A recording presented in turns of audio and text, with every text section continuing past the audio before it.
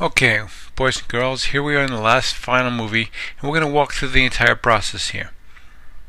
So I've got what I consider here a finished file, but I'm going to just delete that. And I'm going to select all three of these. I'm going to reset all three of these. Reset, reset, and reset. So basically what I'm going to do is I'm going to bring up each one of these files in my develop module, and I might do some minor things like maybe reduce the noise, maybe reduce a little bit of the luminance noise and a color noise. I might go to the basic tab and increase clarity, vibrance a little bit, up the exposure, add a little bit of contrast. Very subtle moves. And now when I'm done with making those moves, I could do some lens correction as well. I can select them all and then synchronize. And I want to select the areas that I have adjusted and synchronize them.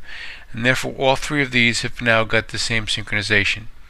And now what I would do is I would go under Edit In, and I'm going to edit in Photomatics, and in Photoshop. I'm going to merge them. You could take these now into Photomatics if you like. Okay, here we are back in this box, and I don't want to remove the ghosting because I like the smoothness of the water here, the glossy effect, so I'm not going to remove the ghost. I'm going to leave this the 32-bit file, and I'm going to just hit OK. And I'm allowing Photoshop to merge this and bring this back as a TIFF file into Lightroom. Okay, here we are back in Photoshop with the finished file. I'm going to hit Command S to save. And then when this is done saving, I will close this and we'll see it appear in Lightroom behind us. Here is the edit right here. Let me just bring this to the right here so we know we're dealing with the same file. Now here, at this point, we can introduce things in Lightroom before we bring it to Photoshop. So if I want to, and I can see this is a 32-bit file because I've got 10 stops of brightness in either direction, which is quite a bit. So I can maybe try to darken up my highlights and open up the shadows a little bit. I can introduce a little bit more clarity and saturation, contrast, darken the image a little bit. I don't want to go overboard, so maybe that's okay. And from here I want to take this and I'm going to bring this into Photoshop. So I hit Command E to export this to Photoshop. And I've made Lightroom adjustments, so I want those to take hold. So I hit Edit in this. Now if you get this window because you don't have an up-to-date Camera Raw plugin, make sure you hit Render using Lightroom. So this will bring this into Photoshop and we will start the process. Okay, here we are in the process, and here I've got an action built in, and I'll show you what this action does here in a second as I just load it up. And you can see what it has done. It has brought in a black and white adjustment layer in luminosity blend mode. It has brought a blank layer in overlay blend mode. It has brought in another blank layer in saturation blend mode. And it has brought in a photo filter for warming and a photo filter for cooling, and it has filled the masks with black. So you can set up an action to load these in really quickly and put labels on them so you can start to work right away. So with these turned off, I can bring up my black and white adjustment layer. Because in luminosity blend mode, I'm adjusting the luminance of these colors. Now I can choose to use a target adjustment tool if I want, and go right in on the image and take the darkness down in those given areas. The red here, yellow here I can elevate. Can open up that a little bit, and that's about it. Now from here's where the push-pull takes place, and what we're trying to do is we're trying to take certain elements of the image and make them work against each other to create depth. So brightness and darkness, saturation, desaturation, warmth and coolness, make them work against each other. So if we're trying to separate the sky from the middle ground from the foreground, I can very easily go to overlay, and I say I want to darken up the sky a little bit. Now if I select this, what I want to do is I want to tap the B key for my brush, and I want to hit D for my default colors, black and white, and I want to work with a 50-50 brush or close to it. So I'll get a bigger brush, and I'll paint with black, which means I'm burning. And I'm going to do this in one stroke. It's important, and you'll see why here in a second. One stroke, I'm going to go through and just hit the sky.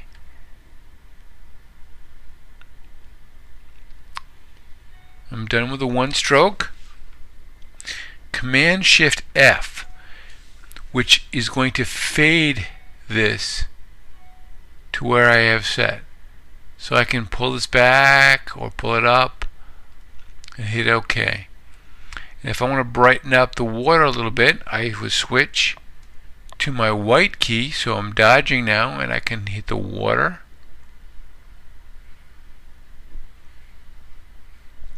Command Shift F to fade the brush, and I can dial it in to taste. And if I want to open up the midground a little bit, I can paint through that. Command Shift F, and I can back that off a little bit. So you get the burning and dodging. Now if I move up to saturation, desaturation, this is an important note. Here, if I click on my foreground color on my brush, this is the saturation side of the color picker. Desaturation is here, and going left to right, you increase your saturation. So even if I select red, doesn't make any difference. I'm concerned about this number here, 100% saturation. I hit OK. Because this is in saturation blend mode, when I paint with this, I am saturating the area. And when I'm painting with black, it's desaturating. So let's desaturate the clouds area. So 50-50 brush, I'm painting with a desaturated color and a desaturation blend mode layer. So if I go through one stroke and I do the sky, I can see what it did to my desaturation. I can fade that back, I can increase it even more, or go less. So it's very subtle. And with my saturation brush, if I go to switch the color, so I've got red as my foreground color, fully saturated, and I want to hit, say, a smaller brush and hit just this area right here, because I want to saturate that up a little bit. Command Shift F, and I can pull that back.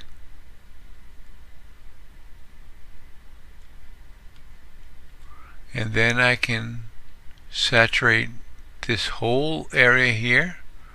Actually, let me not do that. Let me just go through and do certain areas where I want the saturation to be elevated. And let's say I get a smaller brush and I do the yellow of this house.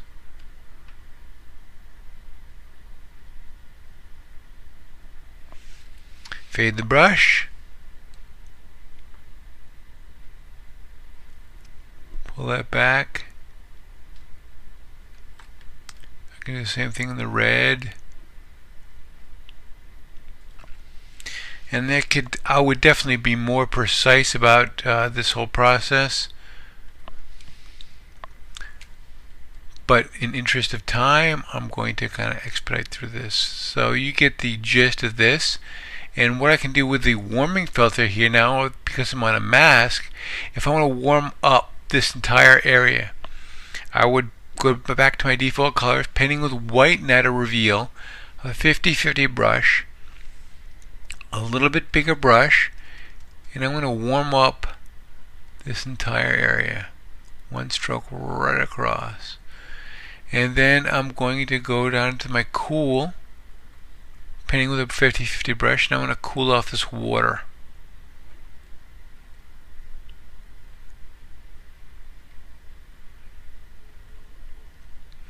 and I can use the opacity now to throttle that adjustment layer back a little bit.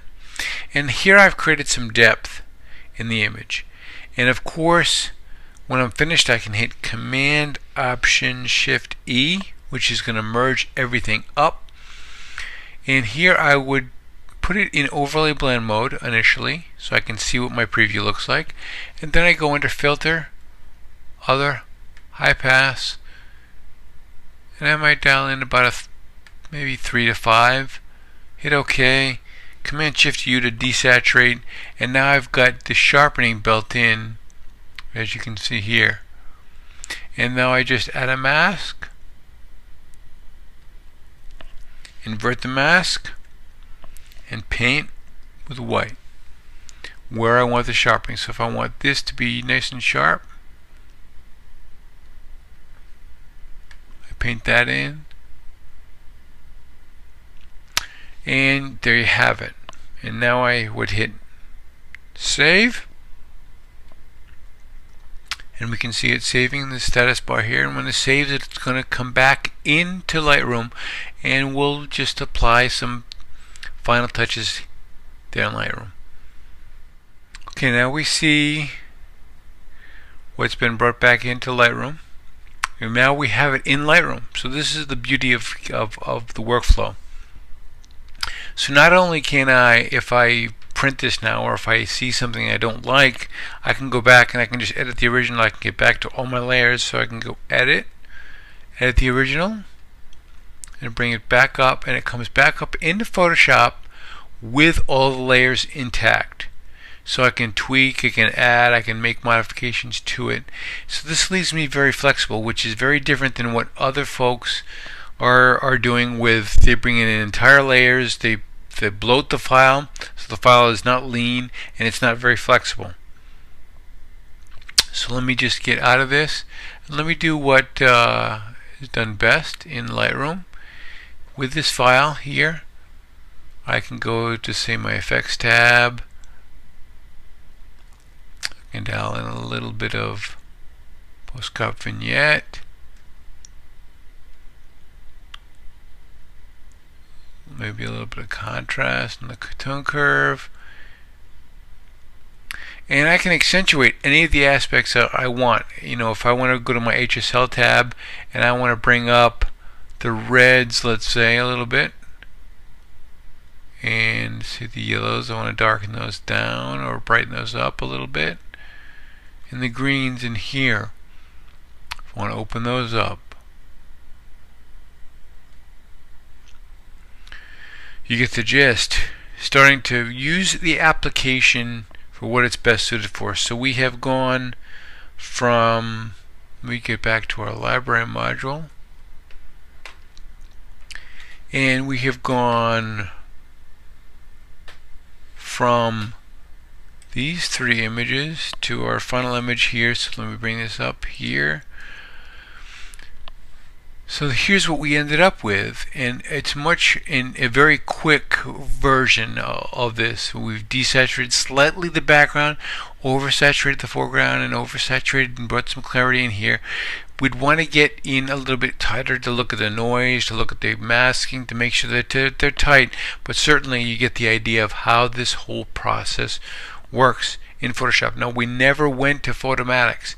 Doesn't mean you can't start with Photomatics. We could have very easily started with this Photomatics version of and brought it into Photoshop. But we decided to go from here to here, and you can see through looking at both of these that, you know, from here to here, this is a 32-bit file, and this is it brought back into Photoshop to enhance it and to bring and give it some depth. So you can see the advantages here.